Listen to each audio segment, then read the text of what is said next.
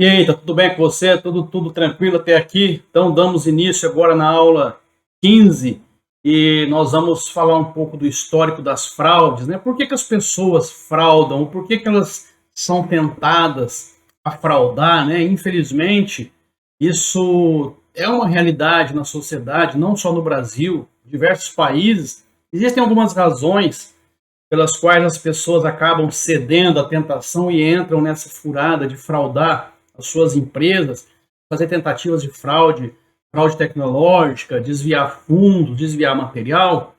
Então, nessa aula nós vamos discutir um pouco isso, essa dinâmica, como esse processo, como é que isso se desenrola.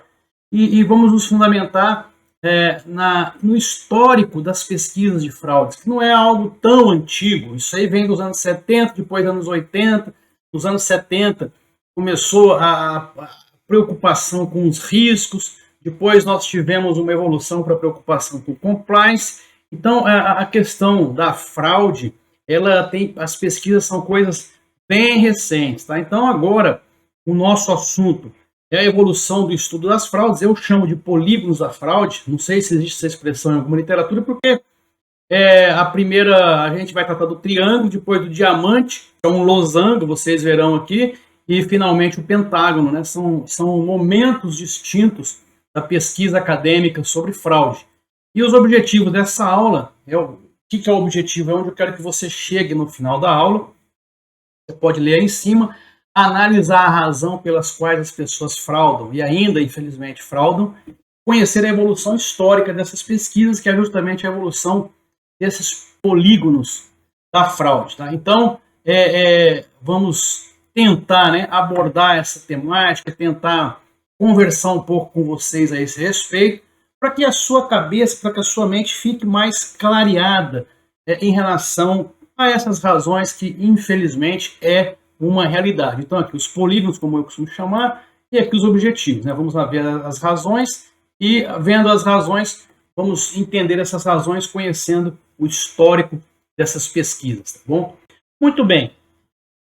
Então, a primeira teoria vem aí nos anos 70 com o Donald Cressey, triângulo da fraude. Ele observou, vejam bem, nós estamos falando de uma época onde não se tinha internet, onde os meios informacionais eram muito restritos, né? Você tinha telefone, poucos países tinham um computador ainda, então eram poucos, ele pesquisou poucos quesitos, né? Você pode ver aí em cima o triângulo desenhado, eu vou mostrar quais os elementos compõem o triângulo.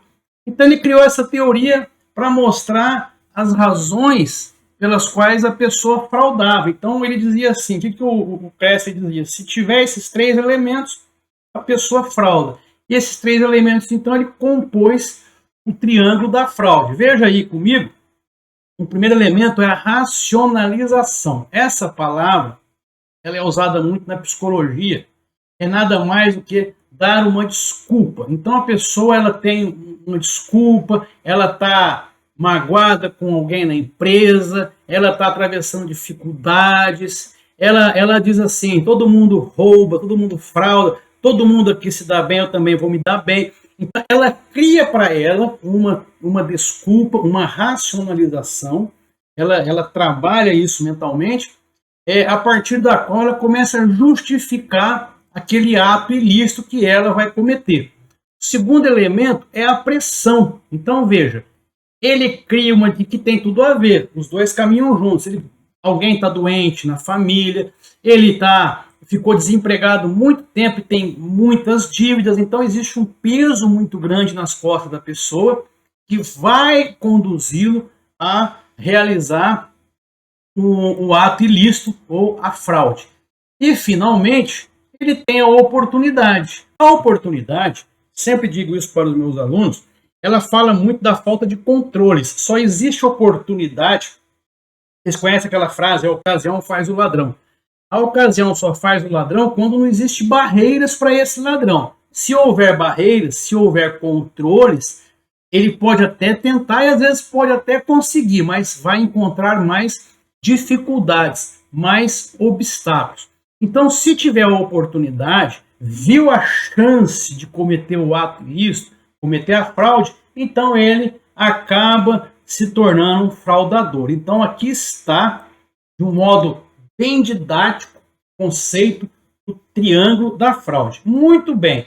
Aí já nos anos 2000, ou seja, muito perto de nós, muito recente, esse casal aí, David Ralph e a Dana Hermanson, eles criaram uma outra figura, chamada de diamante. Para mim também acaba sendo um losango, porque é em um plano, diamante seria tridimensional, em que eles incluíram um elemento. Então, além da racionalização, ou seja, além da desculpa, né? Todo mundo faz, eu vou fazer também, ninguém nunca foi pego, enfim. Além da pressão, eu tô com minha mãe está muito enferma, eu não estava aguentando a pressão das dívidas que eu tenho, etc e tal. Além da oportunidade, né? O que esses dois incluíram? Eles incluíram aqui a capacidade.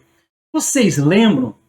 Quando nós mostramos ali o perfil do fraudador, normalmente eram pessoas de um nível mais alto na empresa para cima, pessoas que tinham acesso, tinham competência, tinham capacidade, capacitação técnica.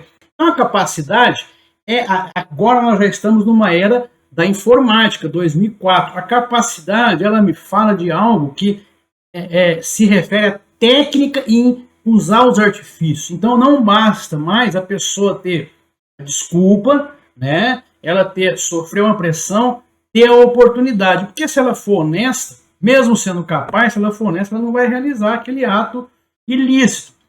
Só que dependendo de como ela vai atuar, hoje a gente vê muito essas fraudes tecnológicas, ela tem que ter conhecimento, ela tem que ter capacidade técnica de entrar em sistemas, de trabalhar com equipamentos que nem todos trabalham. Então ela precisa estar habilitada. Então, com a inclusão do quesito capacidade na teoria das fraudes, no histórico das fraudes, nós saímos do triângulo e chegamos no diamante, né? Ou como eu digo, no losango da fraude. 4 elementos. Já 5 anos depois, um americano, ele trouxe mais um elemento. Você vê que à medida que evolui a tecnologia, evolui os programas de integridade, de honestidade, evoluem também as teorias. Então, em 2009, o Jonathan Marks criou o pentágono da fraude. No pentágono da fraude estão os mesmos elementos: a racionalização, que é a desculpa, a pressão, que também está muito alinhada aqui com a desculpa, a oportunidade, ou seja, eu não tenho controle nenhum, a via está aberta para eu cometer a fraude, a capacidade, obviamente, eu tenho que ter até aquela tecnicidade para mexer em determinados equipamentos, para entrar em determinados sistemas, para entrar em determinadas instalações que hoje são muito difíceis para se acessar. Ele tem que ter essa habilidade técnica para isso. E o Jonathan Marks, ele veio e incluiu a disposição. Por que isso? Porque nós já passamos a viver na era dos programas de integridade, a conscientização de você trabalhar de uma forma mais honesta, de você realmente trabalhar com integridade de propósito, sendo correto, seguindo os princípios, os valores. 2009 é muito recente. As grandes empresas de auditorias aí do mundo já estavam ativas há muito tempo. Então, ele incluiu esse elemento que quer dizer o seguinte: além de eu ter a desculpa, além de eu sofrer a pressão, ter condições, a oportunidade, né, estar habilitado, ter a capacidade técnica para realizar a fraude, eu preciso querer, eu preciso estar disposto a realizar aquela fraude. Porque de fato é verdade, aí entra um elemento aí do caráter da pessoa. Às vezes a pessoa tem todos os demais elementos, tem gente que está sofrendo, tem gente que deve Deus e o mundo, tem gente que teria 1000 desculpas para dar, são capazes, têm a oportunidade, porque estão em locais aí que não tem muito controle, só que são honestas. Ou seja, então não basta mais ter aqueles 4 elementos, você tem que ter um outro item aí chamado a disposição, que mostra que o agente, o fraudador, ele realmente está afim, ele está disposto a correr aquele risco e fraudar. E aí, com isso, nós fechamos esse histórico das pesquisas da fraude no Pentágono. Não sabemos se futuramente vai surgir aí um hexágono da fraude. Pode ser que quando tudo estiver em cima de aplicativos e não tiver as facilities, e com a internet das coisas, pode ser que se inclua mais um elemento e isso evolua. Mas até a data de hoje, até a realização desse nosso curso, essas são as 3 fases, os 3 momentos das pesquisas e da evolução do estudo das fraudes, tá bom? Agora, olha que interessante essa reportagem que saiu no Correio Brasiliense de 2017. Motivação para fraude vai além do dinheiro, revela pesquisa. Então, ele cita no texto, além dos fatores que nós já mencionamos, né?